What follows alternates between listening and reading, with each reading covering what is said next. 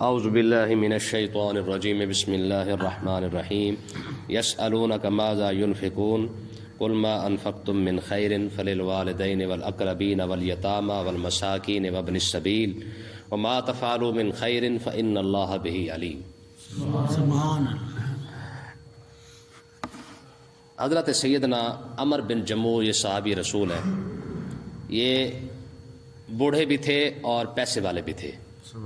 انہوں نے آقا علیہ الصلوۃ والسلام سے پوچھا کہ یا رسول اللہ، میرے پاس پیسہ بہت زیادہ ہے، میں اس کو کہاں پہ خرچ کروں؟ تو اللہ تبارک و تعالی نے اس کا جواب عطا فرمایا۔ یہ ان کی شان میں یہ قرآن مجید کی آیت نازل ہوئی، فرمایا یسألونک ماذا ينفقون، اے محبوب یہ آپ سے پوچھتے ہیں کہ ہم اپنے پیسے کو کہاں پہ خرچ کریں، تو قل اے محبوب آپ یہ فرما دیں ما انفقتم من خیر، تم نیکی کے کاموں کے اندر جہاں بھی خرچ کرو گے، فللوالدین اپنے ماں باپ پر خرچ کرنا، والاقربین اور اپنے رشتہ داروں پر، والیتامى یتیموں پر، والمساکین غریبوں پر، وابن السبیل مسافر پر خرچ کرنا، یہ سارے وہ جگہ ہے جہاں پہ خرچ کرو گے اللہ تعالیٰ تمہیں نیکی عطا فرمائے گا۔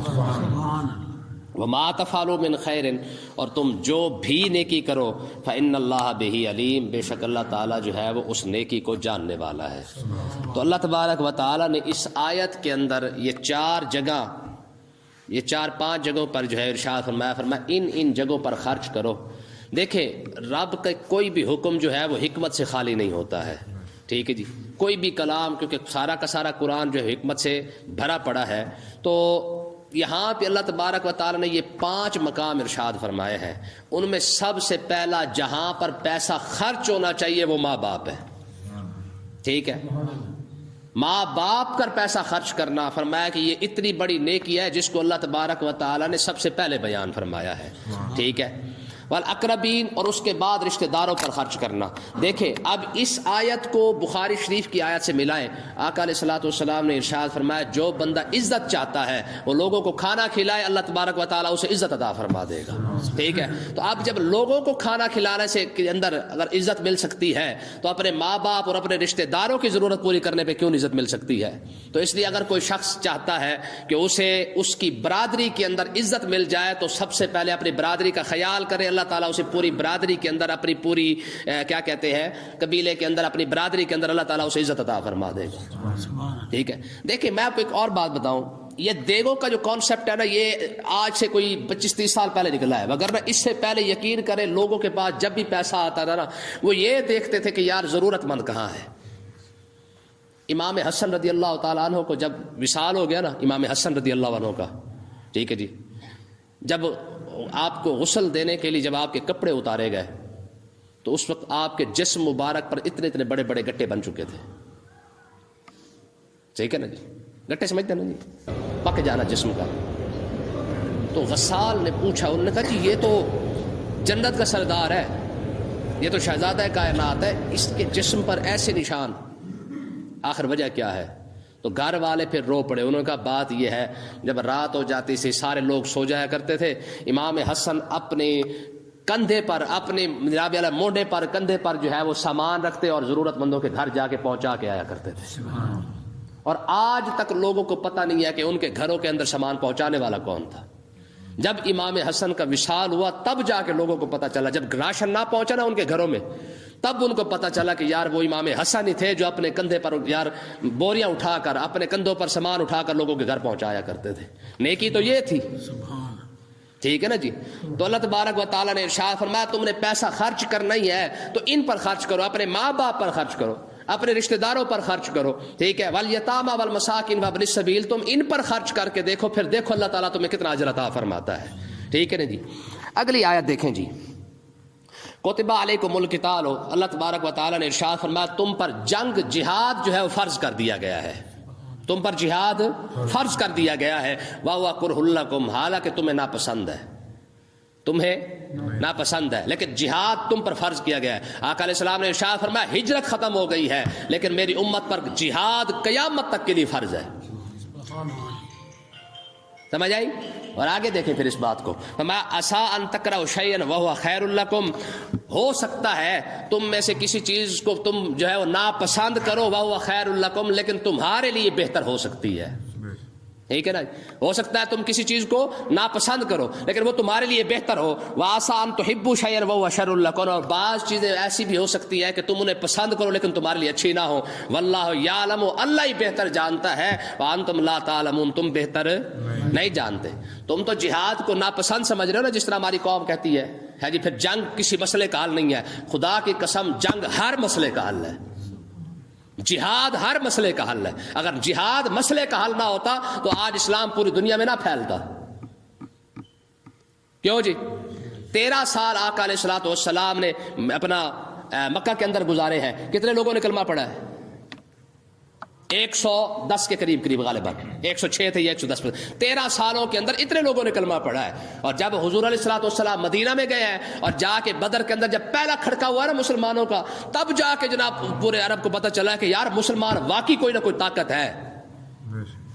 ٹھیک ہے. پھر جب احد کا مارکا ہوا پھر مسلمانوں کی پاور نظر آئی. خندق مارکا ہوا پھر مسلمان پاور کے اندر آ گئے. جب فتح مکہ ہوا پھر تو مسلمانوں کا جناب اعلیٰ بول ہی بالا ہو گیا. پھر قرآن مجید کی آیت نازل اذا جاء نصر اللہ والفتح ورأیت الناس يدخلون فی دین اللہ افواجا.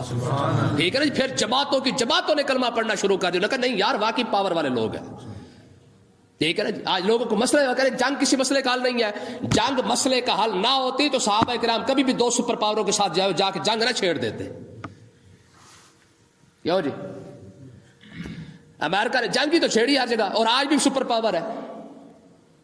پوری دنیا کے آدھے سے زیادہ مسلمانوں کو اس نے برباد کر دیا. 6 کروڑ مسلمانوں کو 6 کروڑ انسانوں کا قاتل ہے امریکہ. ٹھیک ہے. 2 عالمی جنگیں لڑ چکا ہے. آج بھی وہ سپر پاور ہے. آقا علیہ السلام نے کیوں فرمایا تھا؟ فرمایا جہاد جو ہے نا اس کا مقام ایسے ہے جیسے اونٹ کی کوہان ہوتی ہے. مطلب کیا ہے کہ جب تک تم جہاد کرتے رہو گے تم سب سے اوپر رہو گے. جب جہاد چھوڑ دو گے اللہ تعالیٰ تمہیں ذلیل کر دے گا. یہ میرے نبی کا فرمان ہے. حضور نے فرمایا جب میری امت جہاد چھوڑ دے گی رب انہیں ذلیل کر دے گا. آج ہو نہیں رہے. کیوں جی؟ اب ذرا اگلی آیت کو دیکھیں, اس سے ذرا مزیدار ہے. یسألونک عن الشہر الحرام قتال فیہ. ٹھیک ہے. ہوا یہ کہ حضرت عبداللہ بن جہش رضی اللہ تعالیٰ عنہ کو آقا علیہ الصلوۃ والسلام نے بھیجا, کچھ مجاہدین دے کر بھیجا. جب یہ گئے کسی مقام پر وہاں کے ساتھ کفار کے ساتھ لڑائی ہو گئی.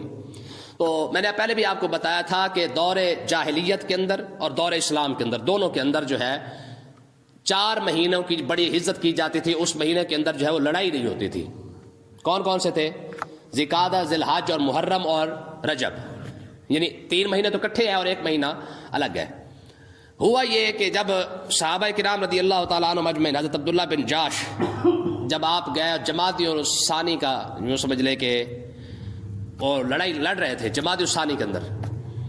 اب جمادی الثانی کا جو چاند تھا نا وہ تھوڑا مشکوک ہو گیا, بادل وغیرہ آ گئے تو صحابہ کرام نے سمجھا کہ 30 تاریخ ہے لیکن چاند جو ہے 29 تاریخ کا ہو گیا. اور صحابہ کرام جو ہے رجب کی 1 تاریخ کو بھی لڑتے رہے. تو مشرکین نے اس بات کا جو ہے وہ بڑا ایک ایشو اٹھایا. انہوں نے کہا لو جی انہوں نے تو رجب کے اندر بھی لڑائی کی ہے, انہوں نے تو ماہ حرام کے اندر بھی انہوں نے جو ہے وہ جو حرمت والے مہینے ان کا بھی احترام نہیں کیا. ٹھیک ہے. اب اسی کے بارے میں یہ آیت نازل ہوئی ہے. جب حضرت عبداللہ بن جاش رضی اللہ تعالیٰ عنہ لڑ کے واپس آئے اور کفار مکہ جب یہ ایشو اٹھایا نا کہ انہوں نے ماہ حرام کا بھی احترام نہیں کیا, تو اب انہوں نے آقا علیہ الصلوۃ والسلام سے یہ پوچھا کہ آپ نے حرمت والے مہینوں کے اندر آپ کے صحابہ کرام کیوں لڑے ہیں؟ رجب کی 1 تاریخ کو تو انہوں نے جنگ کی ہے. تو یسألونک عن الشہر الحرام قتال فیہ. اب وہ پوچھتے ہیں آپ سے اے محبوب کہ یہ حرمت والے مہینوں کے اندر جنگ کرنا یہ کیسا ہے؟ تو قل اے محبوب آپ فرما دے قتال فیہ کبیر, یہ بہت بڑا گناہ ہے. حرمت والے مہینوں میں لڑنا یہ واقعی گناہ ہے. ذرا آگے ذرا رب کا انداز دیکھیں. فرمایا اچھا یہ تو چلو گناہ ہے, وصد عن سبیل اللہ, رب کے راستے سے روکنا. کوئی نہیں سمجھی گل؟ ہاں جی. چلو حرمت والے مہینے میں لڑنا تو گناہ ہے, یہ تو رب ہی فرما رہا ہے. وصد عن سبیل اللہ, رب کے راستے سے روکنا گناہ نہیں. وکفر بہ, اللہ تعالیٰ کے ساتھ کفر کرنا گناہ ہے. والمسجد الحرام, مسجد حرام کے اندر مسلمانوں کو نماز نہ پڑھنے دینا ہے. واخراج اہلہ, مسلمانوں کو ان کے گھروں سے نکال دینا. کتنے گناہ یار رب نے گنوا دیے. انہوں نے ایک پوچھا تھا, رب نے فرمایا ہاں گناہ ہے. حرمت والے مہینے کے اندر لڑنا کیا ہے؟ واقعی گناہ ہے. فرمایا چلو یہ گناہ ہے, یہ 4 گناہ وصد عن سبیل اللہ, رب کے راستے سے روکنا یہ گناہ نہیں. کیسا جواب دیا جا رہا ہے کفار کو؟ ہے یہ صحابہ کا دفاع خود اللہ تعالیٰ کر رہا ہے، ٹھیک ہے نا، رب کی ذات خود دفاع کر رہی ہے اپنے محبوب کے صحابہ کی. فرمایا کہ چلو انہوں نے لڑائی کی ہے نا، رجب کے مہینے کی پہلی تاریخ کو لڑ لیا، وہ بھی چاند کی وجہ سے، ٹھیک ہے، بادل کی وجہ سے چاند مشکوک ہو گیا. تو فرمایا چلو انہوں نے گناہ کر لیا ہے، تو تم نے کتنے گناہ کی ہے؟ تم نے جناب اللہ کے راستے سے لوگوں کو روکا، وہ کفرم بھی، رب کے ساتھ تم نے کفر کیا، والمسجد الحرام، مسجد حرام سے مسلمانوں کو نکالا، وإخراج اہلہ، مسلمانوں کو اپنے گھروں سے تم نے نکال دیا، امام الانبیاء کو تم نے ہجرت کرنے پر مجبور کر دیا. تم نے کتنے بڑے بڑے گناہ کیے ہے؟ منہ اکبر عند اللہ. فرمایا یہ جو 4 گناہ ہیں، یہ حرام حرمت والے مہینوں کے اندر لڑنے سے زیادہ بڑے گناہ یہ 4 گناہ تھے جو تم نے کیے ہیں. شرک تم کر رہے ہو، رب کے گھر کے اندر بت و بت تم نے رکھے ہوئے ہیں، رب کا انکار تم نے کر دیا ہے. مسجد حرام جو خاص اللہ کا گھر تھا، اس کے اندر عبادت رب کی ہونی چاہیے تھی، تم نے وہاں پہ بت کھڑے کر دیے، ٹھیک ہے. سب سے بڑا امام الانبیاء تھا. فرمایا میرے نبی کو میرے ہی حرم کے اندر تم نے نماز نہیں پڑھنے دی، اور میرے نبی کو اپنے گھر چھوڑنے پر مجبور کر دیا، اپنا ملک چھوڑنے پر مجبور کر دیا. میرے نبی کے صحابہ کو تم نے جو ہے وہ مار مار کر ان کو مجبور کر دیا، ان کے گھروں پر قبضے کر لیے. تو میں اللہ کے نزدیک یہ اس حرمت والے مہینے سے لڑنے سے بھی زیادہ بڑا گناہ ہے. آگے دیکھیں جی، والفتنۃ اکبر من القتل. اللہ تبارک و تعالیٰ نے ارشاد فرمایا فتنہ، قتل سے جو ہے وہ فتنہ بہت بڑا ہوتا ہے. جنگ اتنی بڑی نہیں ہوتی جتنا بڑا فتنہ ہوتا ہے، ٹھیک ہے. جنگ تو پھر بھی ختم ہو جاتی ہے، لیکن فتنہ کبھی ختم نہیں ہوتا ہے. فتنے کو ختم کرنے پر صدیاں لگ جاتی ہیں. دیکھیں نا جی، جب فتنہ اٹھتا ہے تو آج قادیانیوں کا فتنہ مٹا، 100 سال سے زیادہ ہو چکا ہے، قادیانی تو نہیں مٹا. لبرل اور سیکولر طبقہ جو ہماری یونیورسٹی اور کالجوں کے اندر جو تیار ہو چکا ہے، اب ان کو دین پر لانے کے لیے کتنا عرصہ لگے گا؟ وَلَا يَزَالُونَ يُقَاتِلُونَكُمْ حَتَّى يَرُدُّوكُمْ عَنْ دِينِكُمْ إِنِ اسْتَطَاعُوا. خدا کی قسم یہ الفاظ ذرا دیکھیں، ان کو یاد کرنے والی بات ہے. فرمایا وَلَا يَزَالُونَ يُقَاتِلُونَكُمْ، فرمایا یہ تم سے لڑتے رہیں گے، یہ کافر تم سے لڑتے رہیں گے. کب تک؟ حَتَّى يَرُدُّوكُمْ عَنْ دِينِكُمْ، جب تک تم اپنے دین سے پھر نہیں جاتے یہ تم سے لڑتے رہیں گے. إِنِ اسْتَطَاعُوا، جب تک ان سے ہو سکے گا. یہ قیامت تک کے لیے فیصلہ کر دیا گیا ہے کہ کافر کبھی سکون سے نہیں بیٹھے گا، وہ تم سے لڑے گا ضرور. ہتھیار سے لڑ سکا تو ہتھیار سے لڑے گا، اگر ہتھیار سے نہ بھی لڑ سکا وہ تمہارے اندر ایسے ایسے لوگ پیدا کر دے گا کہ تمہیں اپنے دین سے متنفر کر کے رکھ دیں گے. مجھے آپ بتائیں، ہندو سر عام گائے کا پیشاب پی رہا ہے، عیسائی کو تکلیف ہے؟ اور بیٹھو ہو، یہودی کو تکلیف ہے؟ یار سر عام پیشاب پی رہا ہے گائے کا، سر عام بت بناتا ہے، اسی کے آگے جھک جاتا ہے. نہ عیسائی کو تکلیف ہے نہ یہودی کو تکلیف ہے. وہ کہتا ہے نہیں جی ہر کسی کی اپنی مرضی ہے. اچھا جب مسلمان اپنی مسجد کے اندر بیٹھ کے جہاد کی بات کرتا ہے تب کافر کو تکلیف کیوں ہوتی ہے؟ کدی نہیں سمجھے نا گل. ہمارا ہی بچہ ہمارے ہی مذہب کے خلاف کیوں ہے؟ یونیورسٹی ہماری، کالج ہمارے، اسکول ہمارے، سب کچھ ہمارا ہے، بچہ ہمارا پڑھنے والا ہے، آخر باہر سے اپنے غلام خرید کر ہمارے ہی نصاب کو چینج کیوں کروا دیا گیا ہے؟ اس کا مطلب کیا ہے؟ اس کا مطلب یہ قرآن مجید کا یہ فیصلہ ہے کہ یہ تم سے لڑتے رہیں گے، ہتھیار سے نہ لڑ سکے تو ایسے لڑیں گے. اور ان کو پتہ ہے کہ مسلمانوں کے ساتھ لڑنے کا فائدہ کوئی نہیں. ہم نے لیبیا تباہ کر دیا، عراق تباہ کر دیا، شام تباہ ہو گیا، افغانستان تباہ ہو گیا، فلسطین تباہ ہو گیا، برما تباہ ہو گیا. یار نسل کشی تک کی گئی ہے. ہمارا جگری یار چین ہے، اللہ کے فضل سے بڑی یاری ہے نا ہماری چین کے ساتھ. 10 لاکھ سے زیادہ بندے جو ہے وہ جیل کے اندر قید ہے. جرم صرف اور صرف اتنا ہے. ایغور کے مسلمان جو اگر آپ پڑھ کے دیکھیں، ٹھیک ہے، ایغور کے مسلمانوں کے اوپر تو جینا ہی حرام ہے ان کا. وہاں کی عورتیں جنہوں نے کلمہ لا الہ الا محمد رسول اللہ پڑھا، ان کو دوائیاں اور انجیکشن دے کر ان کے حمل ختم کیے جا رہے ہیں، ان کو بانج کیا جا رہا ہے تاکہ دوبارہ کو مسلمان بچہ نہ پیدا ہو سکے. یہ چین کے اندر ہو رہا ہے، ہمارے جگری یار کے اندر، جس کی خاطر مسلمان ہر وقت تیار رہتا نا کہ ہمارا جگری یار ہے. ٹھیک ہے، پاکستان کا بھی سوال تو اٹھائے نا کہ غور کو مسلمانوں کا کیا قصور ہے جن کو جینے کا بھی حق نہیں ہے. 10 لاکھ سے زیادہ چین کے اندر مسلمان قید ہے. کوئی سوال اٹھائے گا؟ کبھی نہیں اٹھائے گا. برما کے اندر نسل کشی کی گئی، باقاعدہ نسل کشی کی گئی ہے. کسی نے آواز اٹھائی؟ صدام حسین پر صرف ایٹمی ہتھیار ہونے کا الزام تھا، پورا عراق تباہ کرنے کے بعد امریکہ نے کہا جی سوری ہمیں تو غلط اطلاع ملی تھی۔ 20 سال افغانستان کے اندر لڑنے کے بعد جو سارا کو چھوڑ کے چلا گیا، جہاں تک لڑ سکا وہ لڑا، ٹھیک ہے، اور جب پاکستان کی باری آئی تو کیسے ڈائریکٹ تو لڑ نہیں سکا، اس نے کہا ہاں اس کے بچوں کے اندر یہ چیزیں پیدا کرو کہ نہیں یہ تمہارا دین کے اندر جو ہے وہ آپ مولویوں کے پاس بیٹھو گے خراب ہو جاؤ گے۔ کلمہ پڑھنے والا قبر پر سوال کیوں اٹھا رہا ہے؟ کلمہ پڑھنے والا میدان محشر کے اندر کھڑا ہونے پر سوال کیوں اٹھاتا ہے؟ یہ جیو نیوز اس نے باقاعدہ پروگرام کیا تھا ایک، اس نے کہا تھا جی تقدیر پر اعتراض کی، اس نے کہا جی جب رب نے خود ہی پیدا کیا ہے تو پھر ہم سے جب سارا کچھ کرنا ہی رب کی ذات نے ہے تو پھر جب مجھ سے گناہ ہو جائے تو پھر مجھے جہنم میں کیوں ڈالا جائے گا؟ سمجھ آئی کہ نہیں آئی؟ تو کہنے کا مقصد یہ ہے، یہ اللہ تبارک و تعالیٰ نے فرمایا ان استطاعوا، جتنا ان سے ہو سکا تم سے لڑیں گے ضرور، اور کب تک لڑیں گے؟ حتی یردوکم عن دینکم، جب تک تم اپنا دین نہیں چھوڑ دیتے یہ تم سے لڑتے رہیں گے۔ آج بتائے نا مسلمان کھڑا کہاں پہ ہے؟ یار ہندو اپنے مذہب پہ اعتراض نہیں کرتا، عیسائی اپنے مذہب پہ اعتراض نہیں کرتا، یہودی اپنے مذہب پہ اعتراض نہیں کرتا، کلمہ پڑھنے والے کو اپنے مذہب پر اعتراض کیوں ہے؟ جہاں پہ مسلمان کھڑا ہو جائے گا سب سے زیادہ اپنے ہٹ کرے گا، تنقید کرے گا، جگت بازی کرے گا، اپنے دین پر کرے گا، نہیں کرتا کیونکہ ذہن بنا دیا گیا ہے، پیسہ لگا ہے بھائی۔ مسلمان کے بچے کلمہ پڑھنے والوں کو آزادی چاہیے، وہ کہتے ہیں جی میرا جسم میری مرضی ہے، مجھے آزادی چاہیے۔ کیا خیال ہے؟ ایسے ویلے ویلے کھاتے چھو گئے، 100 سال لگائے اس قوم کو یہاں تک لانے کے لیے، بڑی بڑی این جی اوز، بڑی بڑی ایجنسیوں نے یہاں پہ کام کیا، پیسہ لگا یہاں پر کہ ان بچوں کو ہم نے ورگلانا کیسے ہے۔